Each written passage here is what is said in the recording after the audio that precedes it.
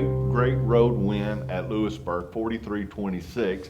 Tupelo is back at home again on a Thursday night due to weather, playing DeSoto Central, and Coach, great win last week. It was a big win. You know, it's the first time we had played those things. I thought that team, our kids came out fast. You know, we got a good start. We started off, you know, giving up one big play, and then it was an onslaught from us, you know, there to the half.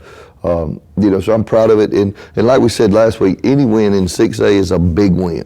We spotted them 6 points and then ran off 43 straight.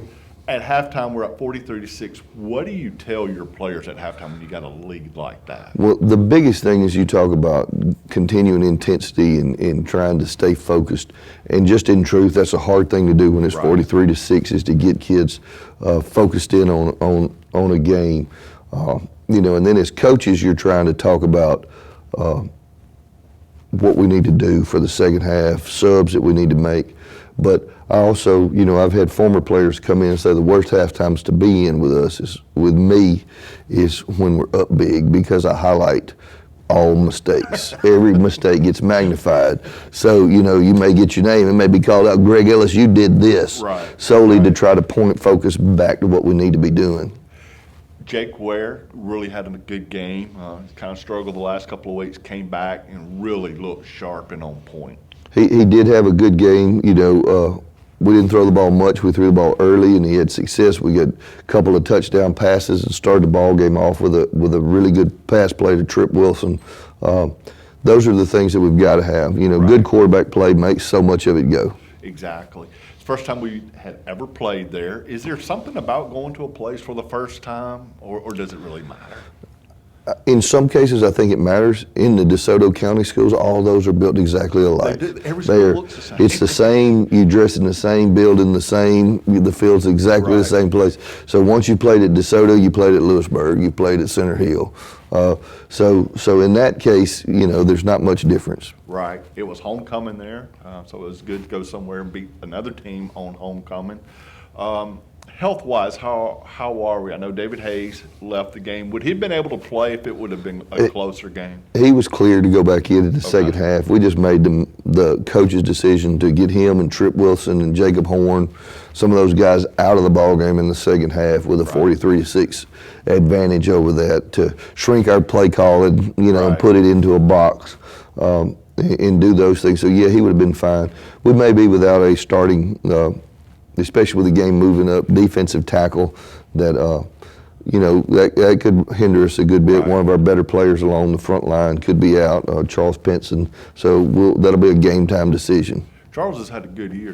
He has a couple of sacks already. And he plays. He's not the biggest kid, but he plays with a tremendous motor. He does. You know, and as a coach, you love a kid that plays with a high motor, that just gets after it, that is going to give you everything he's got every snap, and that's Charles. Of course, last week on the show, we talked about having a 1-2 punch at running back, and then when Hayes goes out, we really didn't miss a beat there. Now McGinnister comes in and does a really good job. He's been a great back.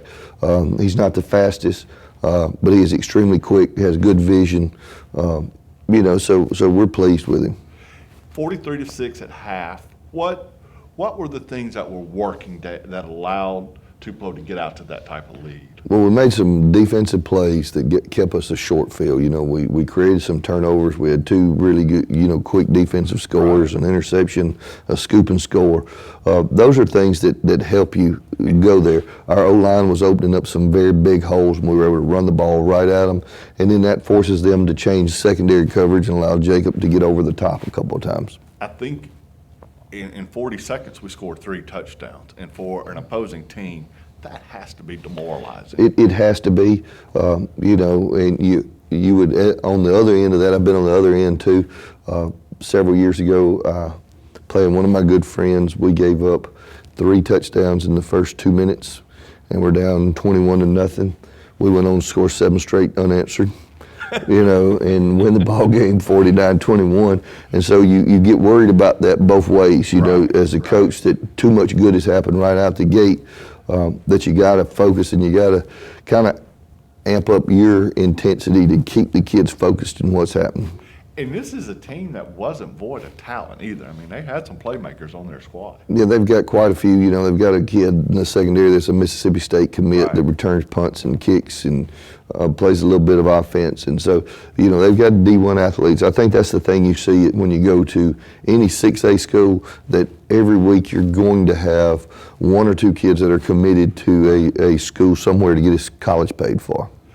One of the benefits of such a big lead at halftime, and obviously going on through the third quarter, you got to play a lot of players. You know, that's one thing you want, especially this year. We've had a cancellation of a couple of JV games, so you didn't get the full slate of JV Right. that we always did. So it's good to get some kids, to get them into a varsity ball game and to see, because there'll be a day that those are the guys you got to play with. Right. And so any experience, and you know, playing varsity, even if the score's 43-6, it's a little bit different. You know, the other side's going to be a little more polished than what a traditional JV squad is. Right. And so kids are having to adapt and make adjustments on the fly of how to play.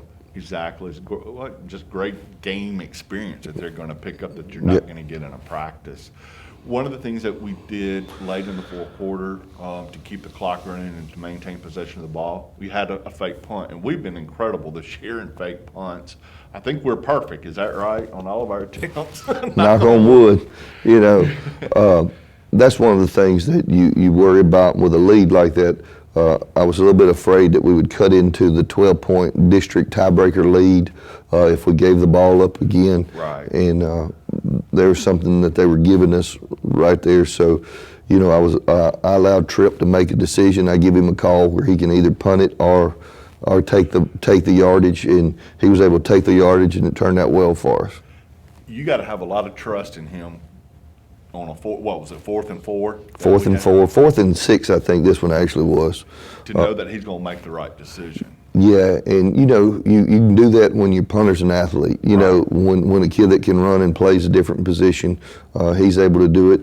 Very similar to what Tanner Poole did for me when, you know, years at Amory, and, you know, he was an outfielder at Mississippi State, able to be an athlete, go make those plays. Tripp did the same thing Friday. He's just been all, if he played defense, he would never come off. Yeah, and you know, he's averaging about 41 yards a punt, and that's close. That Jake Ware was doing the same thing, then sprained his ankle, and he couldn't punt anymore, so we put Tripp in. We haven't missed a beat there. Both of those guys have been really good punting the football for us, and each one brings something different. Let's look ahead to Thursday night, another short week. Of course, we had that a couple of weeks ago and came out victorious. What can you tell us about DeSoto Central? Well, they're big. They've got a couple of running backs that run the ball extremely hard. Got a couple of linebackers that make a lot of plays, and they blitz people and bring a lot of pressure into the quarterback that our O-line will have to see, and we'll have to get the quarterback to change the protection, slide it one way, and then make the right call with the ball. Right. Well, we're looking forward to Thursday night football again, and Coach, good luck. As I said, this is the second time we played on Thursday, and because we are going to have to cancel our community tailgate, unfortunately, that's a great event, but with the weather and everything, just can't do that this year. So we'll get back to that next year. Good luck this week. 5-3, season's winding down, and we're playing for a title. I mean, it's right there for the taking. Yeah, and this week, with a win this week, we could solidify a playoff spot is what mathematically should happen if we're able to pull that off. Excellent, excellent. For Coach Trent Hammond, I'm Greg Ellis here on Gridiron Takes.